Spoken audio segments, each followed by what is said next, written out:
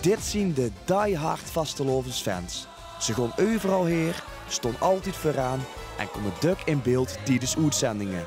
Maar weer zien ze, tijd een beetje langs te gaan.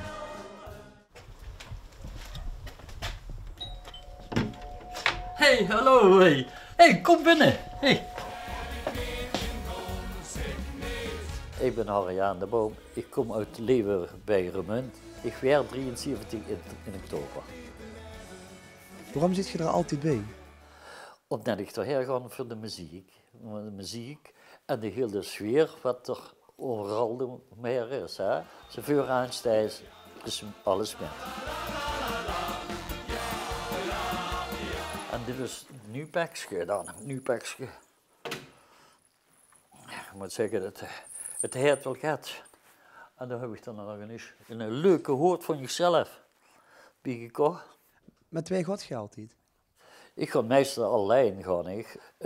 Ligt er aan nog hoog dan hergaat. Dan met de LVK, ja. Dus de mensen die hebben het er niet voor ook voor zo vroeg te gaan, of het een of ander. Maar ik heb het toch gewoon voor dat ik dat schoon vind.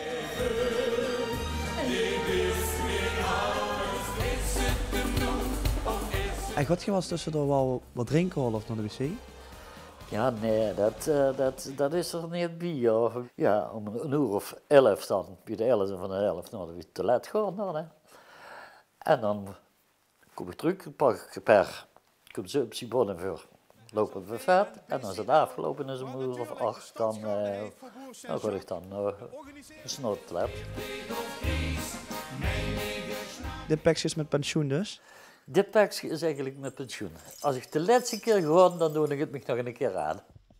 Wat duidt het allemaal door? Als je niet aanwezig kunt zien, bijvoorbeeld bij de 11e van de 11e? Ja, dat doet me dan wel pijn dan. Hè. Ik me geploegsmatig moet ik zeggen, voel ik toch dat er toch nog heel moet gaan. Toch wel. Ik kan het niet laten.